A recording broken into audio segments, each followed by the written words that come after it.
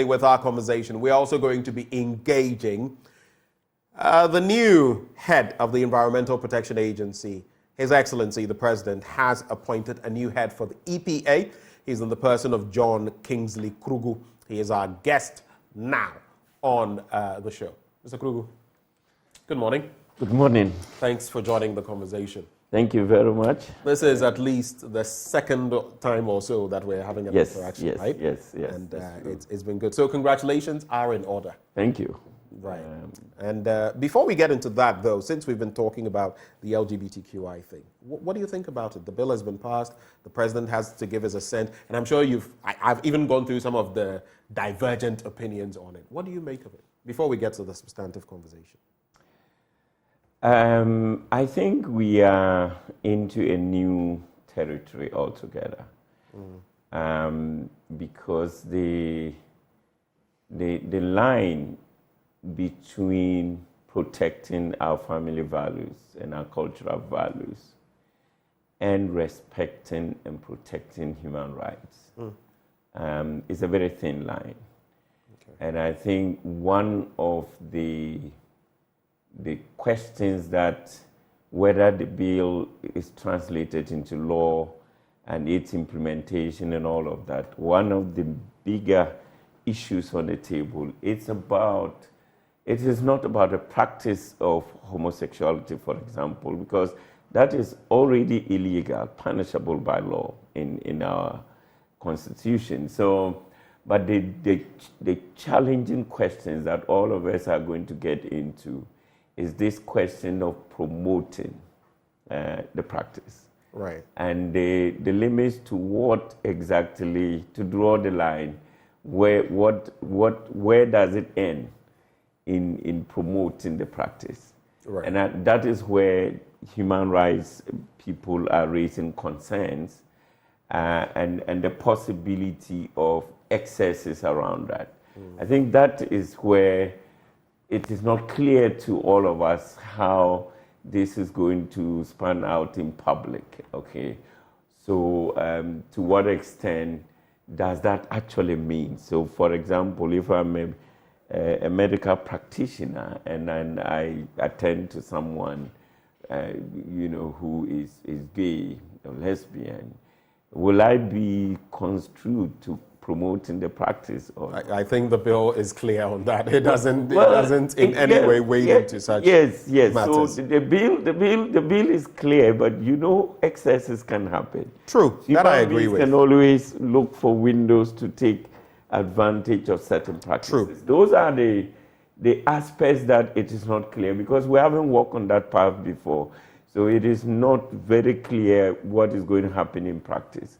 As to the questions around the human rights questions that has been raised and whether the president would assent to it and all of that, we leave that purely to the lawyers and the legal advisors to the president to decide. Yeah. Well, some have said, like you heard Reverend Opuni from Pong, he was saying, listen, he needs to deal with this and deal with it timeously, quickly. But of course, Mr. President will also have to do his work. And I think he's indicated time and again that he will not be forced or coerced or rushed into anything. So, but in the end, I believe Ghanaians generally will have their own expectations, and it will be up to Mr. President to determine what the way forward is. Recently it's interesting because he mentioned at the SONA that the buck stopped with him. Yes. He said it, the buck stops with me. After he had said it would only be an unwise president who will not listen to the advice of his, and some felt that was a jab at the vice president because the picture has been painted that, and he says it's only an unwise president who will not take the advice or counsel of his officials. But in another breath, he then went on to also say, the buck stops with me. So now the LGBTQI bill, the buck stops with him. And don't forget, he's also, all throughout his life, has been a human rights advocate. And so personally, he has. You know, when this comes up, I always have my own appreciation of these issues. You know, he was the same one who superintended. I mean, we saw law students getting beaten, whipped, all kinds of. So let's not the human rights thing. Yes, we can play it, but other reflections on him are not necessarily take away demonstrations and all of that. The contribution of His Excellency the President, right, to expanding the borders of human rights in this country. I see. Whichever way you look at it. So nothing can take away. He's been in the forefront of fighting for our rights for years, for decades, you know. And his contribution, if you check in the records, it's clear and he has a very clear mindset when it comes to matters of human rights. So I have no doubt that he would reach a decision that will be in the interest of the general public. Right. Let's get down to your role as new head of the Environmental Protection Agency. When do you officially take over, or have you already done that? Let me start by thanking the President for the honor done me, and the honor done also for the people of the Upper East region in general. And of course, my revered traditional leader, the Zugurana Bokunava. This is an honor that I intend to take to him, and to thank the President for it. I think that it is a huge responsibility. It's a call to duty, a call to serve, and I take my responsibility very serious. Of course, I would resume work on the 5th of March. So that is just coming Tuesday.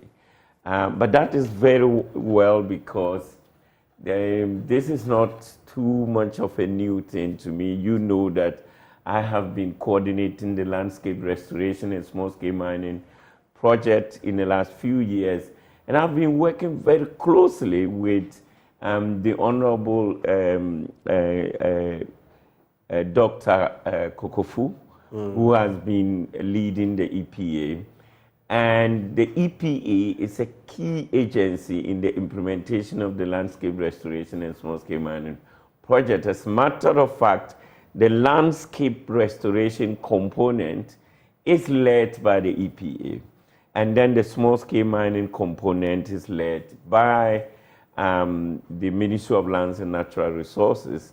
And I have been jostling between these agencies, in coordinating the implementation of that project. So I've worked very closely with the Honorable Dr. Kokofu. He's done a brilliant job at the EPA. And I've been working with colleagues at the EPA, a cadet of highly skilled professionals who knows exactly what they are doing. And I'm very excited that I am going to work with them to continue the brilliant work that Dr. Kokofu has done in the last few years, and to do the best way to thank the President is to take this job serious and contribute to environmental governance and environmental sustainability, the vision that he wants to get achieved, and I'm looking forward to that. What is the state of our environment and its protection? In recent times, we've spoken about the air quality in Ghana, Accra, some parts of the country. You look at sanitation issues. People talk about noise pollution, which here we do not take so seriously. I am a staunch Catholic, firm Christian, yet you'll have someone put up a church building right behind your edifice. Who even gave a permit? You can't just cite a church building anywhere, but these people are there, and at night when you've had a long day and you're trying to get some rest, that is when they will get spiritual and disturb you for hours and all of that. If you're unfortunate and they are having an all-nighter, you are dead. So all of these are in there, and we don't even see real action on these. All of these go down your alley, right? Yeah. So yes, I mean, it's true. All the things you are saying, they matter, and they have implications for what we call environmental governance and sustainability. It is about the growth and development of a nation in general, and our own culture, where we are coming from. Okay, so you just spoke about the fact that you want to sleep, and then somebody is playing a loud thing next to you, and if you go and try to tell them that, please, I need to sleep, if you are not careful, you might get beaten. They will organize a bigger prayer meeting against in response to show you some small. So this is where we find ourselves as a nation, but we are growing out of that. And a lot of education is going into that. The EPA has been leading that, you know, a lot of education and getting people to begin to understand that the environment is a public good. It's not a private thing. You cannot just decide that you are going to do this irrespective of what is happening. Your enjoyment of the environment ends where someone else's enjoyment begins. Absolutely, absolutely. And when it comes to public goods, it's a shared responsibility. And all of us will have to be recognized that whatever you do, it has implications for other people as long as it's affecting the environment, whether it is effluent discharge into the water bodies, or it is noise pollution, or it is air pollution, or even it affects agriculture and anything. And that is why my job, and when I resume, it's also about working in collaboration with all the other allied agencies. You know, you can address environmental issues without the Forestry Commission, without the Minerals Commission, without the Water Resources Commission, and other agencies, you know, that you need to work and coordinate, and all of us have to do our bit, especially when it comes to education. Because to be able to appreciate that what I am doing has implications for the environment and it will affect other people. That kind of appreciation, you know. Even building on a waterway, exactly, for example, because you know definitely that this thing you're doing is going to have implications. Building on a certain mountainous range, we see that in the Wager McCarthy Hills area. You know that where you are building, there could be a problem, and then when your edifice, if it is affected, and if there's a mudslide or something and it comes down, human life will be lost. Yet people are building. But one quick point is that sometimes, like even with the noise pollution, there are certain decibels that are not even good for humans. You're going beyond that, and someone goes to report. Nothing is done, or sometimes something is collected from the back and then case Yamutu. And you have to go through it. So there are plush areas. I know this place in East Legon, where right behind the house. It took the community a long time before these people moved from there. You know this phrase, nothing happens. I got to appreciate it when I became national coordinator for landscape restoration, small scale mining. Because what you hear every day, especially when it comes to issues in the mining sector, you hear people say, no, the government is doing nothing. The government has lost the fight and all of that. So anytime we say that nothing happened, we have to be careful. Because some of the issues we are confronted as a nation, change is not going to happen midnight. You're not going to wake up overnight, and then people change their attitude, change their behavior, and then you get the kind of results. But I'll tell you this. I have to make this point. I may forget. Okay. I may forget. Yes. I'll tell you this though. That change in even the developed economies and all of that, give anybody an opportunity. They will not only avoid tax, they may evade tax. Yes. Avoidance is legal. Evasion is illegal. Even there. Why will they not do it? Because they know that if you are caught, there are certain processes that will follow. Now, you spoke about mining. You go to an area where district directors of the Forestry Commission are telling you, we tried to fight this thing. We go into the forest, we find people with this and that, doing this, no permits, no licenses, and this and that. Then you get a call from above, and they'll keep pestering you. Even traditional rulers, people in government. So what are you saying? Yes, so that's exactly my point. I'm saying that one of the things that Nana Addo would be remembered for is taking a long-term perspective and view to dealing with the gamut of issues in the mining sector, for example. And those kind of thinking, if you want a long-term solution, a sustainable solution, your people will not see it overnight, that the following day something has changed and then they clap hands for you. In the minerals area, in Galamsey, for example, the Yes. president has been there for 8 years. Yes. After how many years did he put his presidency on the line? Yes. Right after taking office, Yes, not too long but after that. It's been 8 years. You think nothing is happening. And that is the point. We would see the writing on the wall, wouldn't we? Institutional strengthening doesn't happen overnight. Institutional strength. You just talked about. So in the midst of strengthening the institutions, the problem becomes worse. No, what does that point to? It doesn't get worse. The president has taken the two-pronged approach to dealing with the issue.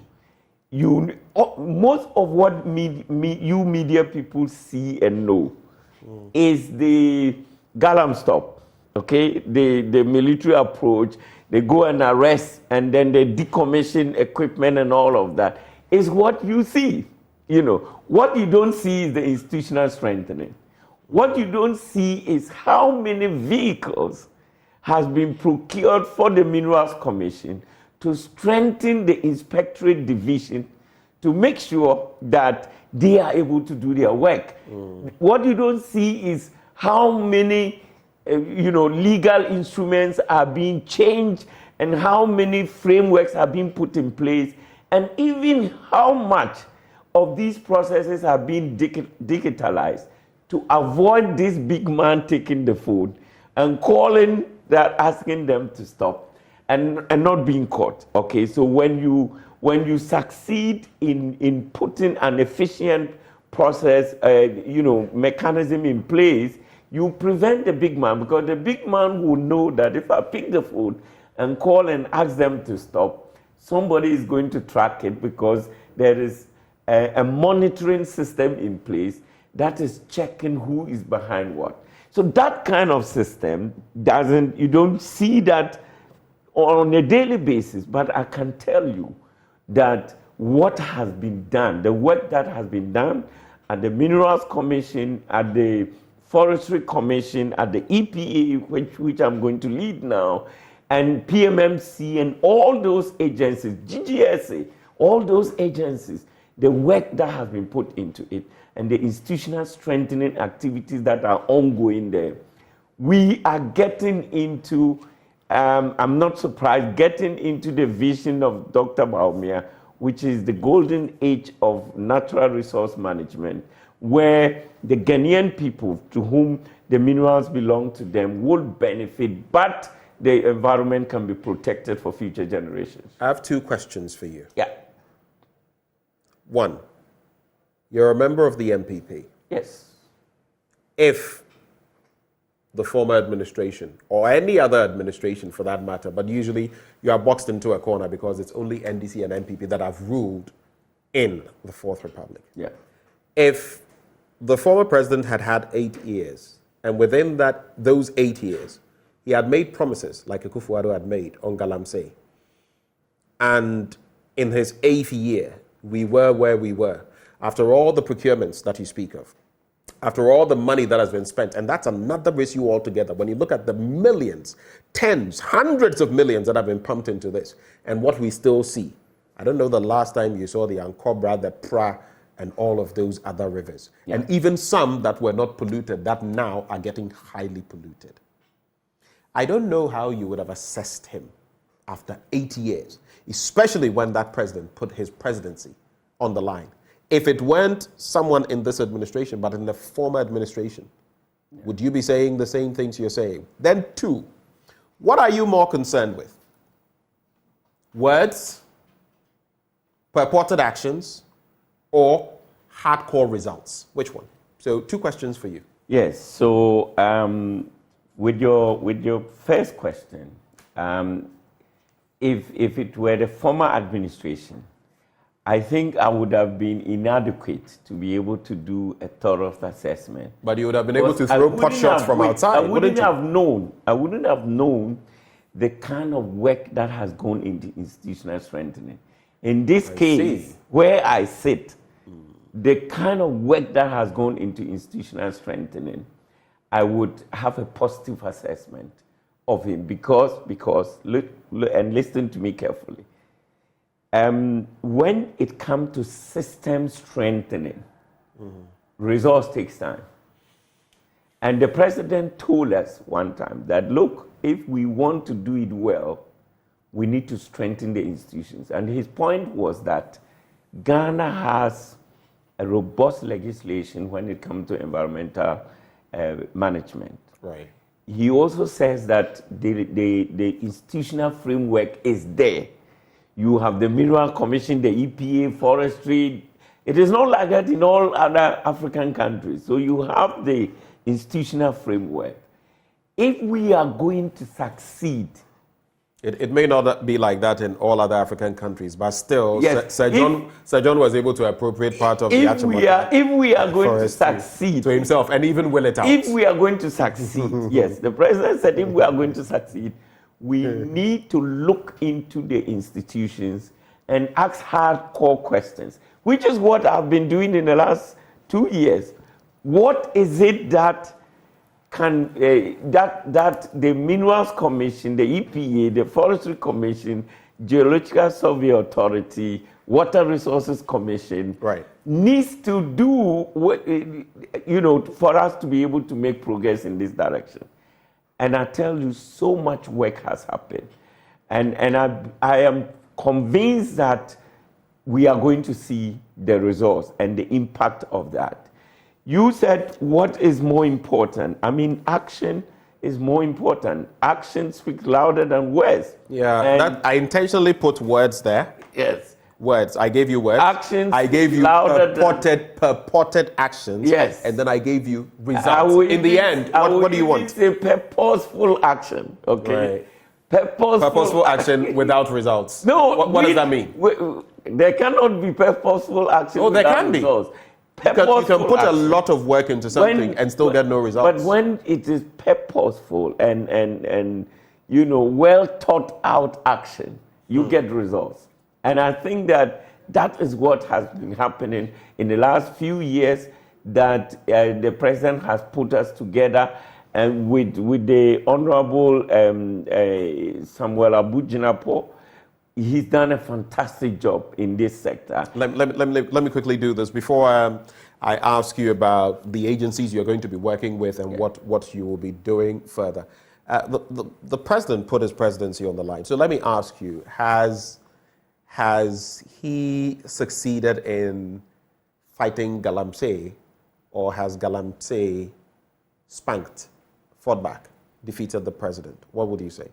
Just give me your brief thoughts on that. No, the Galamsey has not defeated the president. I can tell you that he's not very happy at where we are. He believes that we can do more, we can do much better, and he keeps pushing us to the limit to say that, look, you guys, you got to get the results out. You got to make sure that we make the needed progress.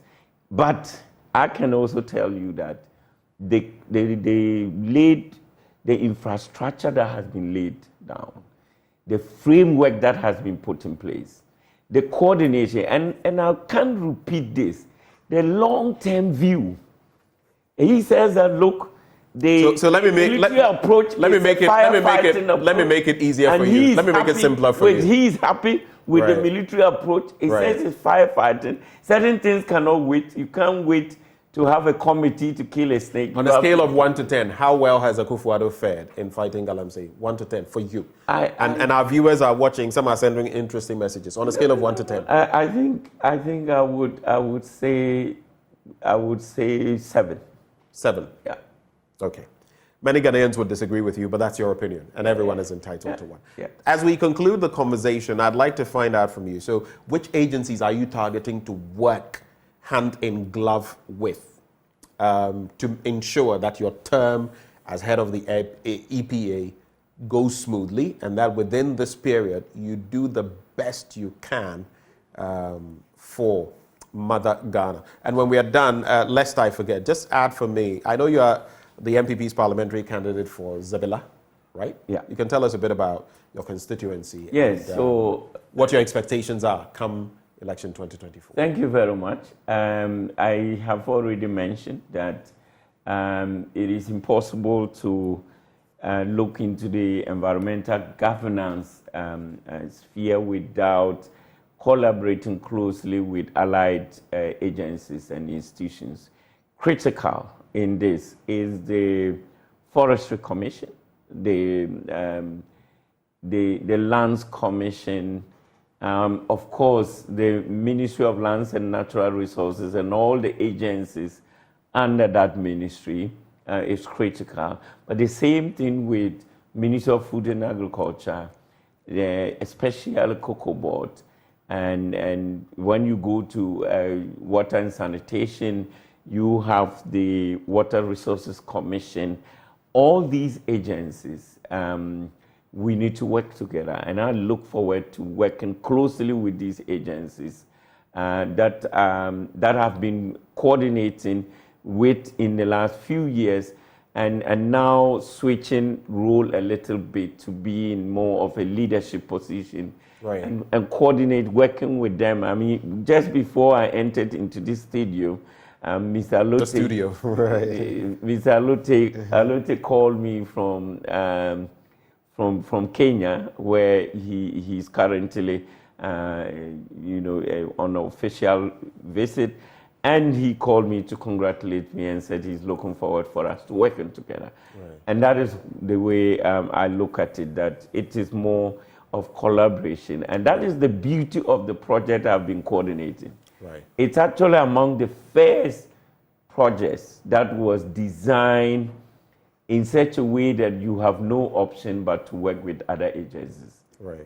So it's one of the deep thinking that the president put into this whole how we can formalize this informal sector to make sure that we do that. In terms of my candidature, yes, I thank the good people of Zebila and the Electoral College. And Zebila, remind me, whom are you going against again? The name just escapes me. The NDC's contestant. The Honorable Ebenezer Ndebila. Yes. My opponent from the NDC. But we are not just two. I know there are others, but there's a third one. It's his name I had forgotten. But there's a third important because you remember the late John Debugri. In Debugri, a respected icon who passed on. His daughter, Patience. I see where you're going. You feel she's going to pour sand into the gari of the NDC. I see, but we know that's what you're suggesting. I don't believe so. We know that's what you're suggesting. She's a threat to me as she is a threat to Ndebila. So I see. We're all going to fight for turf. Right. So I look forward to a very healthy contest. We are mutually, we respect each other very much. So we look forward, especially Mr. Ndebila and I came from development work.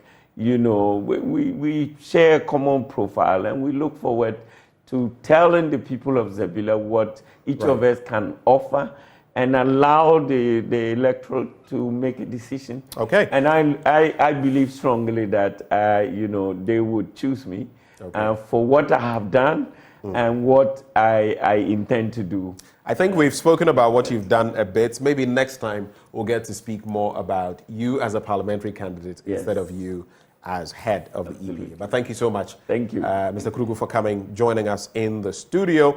It's been great having you. And that is John Kingsley Krugu. He is head of the newly appointed head of the Environmental Protection Agency. He says from the 5th of March, right? Yeah. The 5th of March. That would be a Tuesday. Yeah. He is actually taking office fully, and he has interesting plans for Ghana. But stay with us. When we return, something else will be Abeka say, our environment be environment. Yesterday, I had a power outage. It went through the night up to a certain point. Many people have been experiencing power outages. And it is said it is not doomsday, but the question is, what is it? If you've experienced power outages, the next conversation is for you. We just might activate the phone lines at a point. So stay with us. We'll be right back.